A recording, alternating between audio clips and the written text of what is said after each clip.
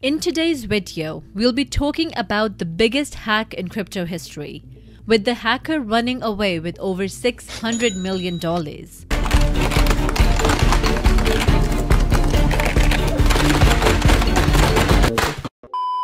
The hacker exploited a vulnerability in Poly network's system and was able to take $267 million in Ethereum, $252 million in Binance coins, and roughly $85 million in USDC coins. In response, the Poly network sent out a message to the hacker via Twitter. I'll be sharing with you all the details of this hack in the simplest way that everyone can understand, regardless of their experience with crypto. At the end, we'll look at Poly network's message for the hacker, and then the hacker's response to it. It's a pretty funny interaction. Not only is this a very interesting story, but this is also a very good learning opportunity. Pay close attention so you can avoid falling victim to a similar hack. Also, make sure you watch till the end to get the full gist of what just happened. What's up, guys? Welcome back to Maniba Invests. On this channel, I'll be helping you make smart investment choices by doing extensive research and bringing you the best cryptocurrencies and stocks to add to your portfolio.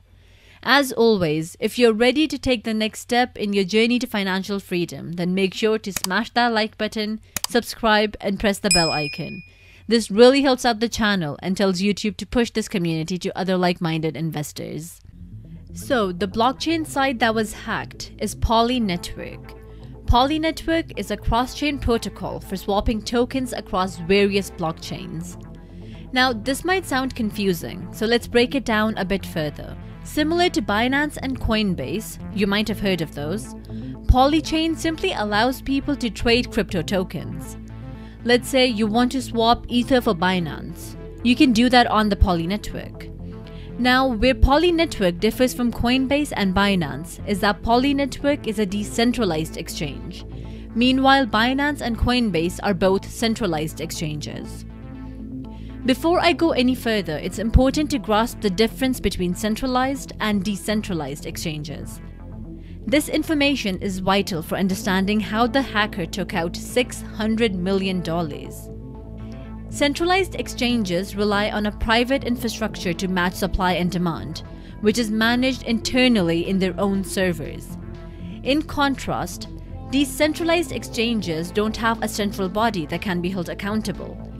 And most transactions are permissionless, meaning that anyone can access them and trade without having a third party in the middle, like a bank. Transactions on decentralized exchanges are carried out with open smart contracts. The advantages of using a decentralized exchange over a centralized exchange is that since there is no middleman, it's cheaper to make transactions, and you can get higher interest rates for holding your money. You can get up to 10% return for simply holding money in these exchanges. Because of the great returns, big centralized exchanges like Binance and Coinbase use decentralized exchanges to hold money and get cheap transaction rates while charging their users higher percentage fee. That is their whole model for making money. The disadvantage of a decentralized exchange, pay attention to this, is that since there is no middleman, there's no company to sue to get your money back. This is why the person who hacked Poly network is going to be very hard to catch. Now that you understand why people are drawn towards decentralized exchanges and keep large sums of money in them, let's take a look at this case. On August 10th at 6:38 in the morning, Poly network put out a message on Twitter stating that their network was hacked and assets had been transferred to the hacker's address. At the time the Poly tweeted news of the attack, the three addresses collectively held more than $600 million in different cryptocurrencies. They then put out a second tweet an hour later asking miners of affected blockchain and crypto exchanges to blacklist tokens coming from the above addresses. By blocking transactions, the hacker will not be able to convert the stolen assets to other tokens and disperse them. The CEO of Tether was quick to respond, and he put out a tweet saying that they just froze $33 million of the hacker's money. So basically, the hacker tried to convert his tokens into the stable coin USDT but Tether blocked the transaction from happening. Despite the crypto community's effort, so far the hacker has moved out close to $100 million from the Binance Smart Chain address and deposited into liquidity pool Ellipsis Finance. Liquidity pool is a way to turn your dirty money into clean money. Think about it like this. Let's say you have 100 clean $1 bills in a box. You then put 5 dirty $1 bills in the same box and then shake it. After shaking it, you take 5 $1 bills out. Now, because you mix the dirty money and the clean money, there's no way for anyone to tell if the money you took out was clean money or dirty money. Hope that analogy makes a little sense. Since the news of this hack broke, BlockSec team was quick to investigate as to how the hack happened. After doing research, they quickly put out this report going over their hypothesis of how the hack took place. According to them, there are only 2 possibilities. 1. Somebody leaked the private key used to sign the cross-chain message. Second, there is a bug in the signing process of the Poly network that has been abused to sign a crafted message. For those who don't know how smart contracts operate, this might sound like a foreign language. Don't worry, it's actually a pretty simple concept.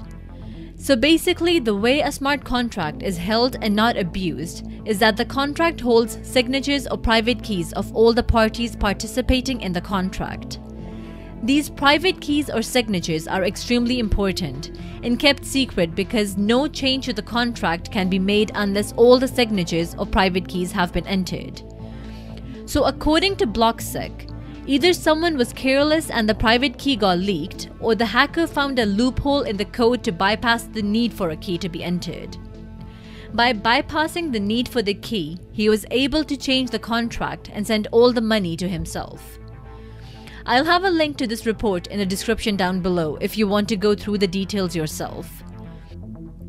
So let's get back to the story. After this report came out, the next event that happened was that Poly Network put out a message for the hacker. Now this hack itself is not a laughing matter because a lot of people lost money. But the message Poly Network put out is definitely a laughing matter. I don't know what they were trying to get out of this. The letter read the following. Dear hacker, we are the Poly Network team. We want to establish communication with you and urge you to return the hacked assets. The amount of money you hacked is the biggest one in the DeFi history. Law enforcement in any country will regard this as a major economic crime, and you will be pursued. It is very unwise for you to do any further transactions. The money you stole are from tens of thousands of crypto community members, hence the people. You should talk to us to work out a solution. Poly Network team. What? What the fuck? So first they straight up just asked the hacker to give the money back. Then they're telling a hacker what the punishment for hacking is, as if he doesn't already know it. Honestly, if the people that wrote this letter also wrote the code that was supposed to keep over $1 billion in assets safe, then this was bound to happen. Like, at least get your message proofread by someone. Anyways, to my surprise, the hacker actually responded back to this message. I was hoping he would make fun of how pathetic this letter was, but instead he said, "It would have been a billion hack if I had moved remaining shitcoins. Did I just save the project? Not so interested in money. Now considering returning some tokens or just leaving them here." This response was quite unexpected because the hacker was considering returning the money and basically saying that the whole point of stealing the money was to showcase a breach in the system. This really put everyone on the edge of their seats. Everyone was waiting to see what the hacker would do. Would he return the money or run with it? To persuade the hacker to return the money, Poly Network sent out the following message, stating that they are preparing a multi-sig address for the hacker to return the funds to. Multi-signature wallets, or multi-sig for short, are cryptocurrency wallets that require 2 or more private keys to sign and send a transaction. It's safer than just having one signature. This is where the story ends for now.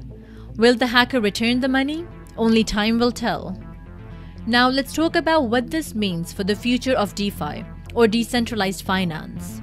The whole reason for creating a decentralized exchange was that it was supposed to be safer than a centralized exchange. But as the story shows us, DeFi still has a long way to go. This technology is not perfect.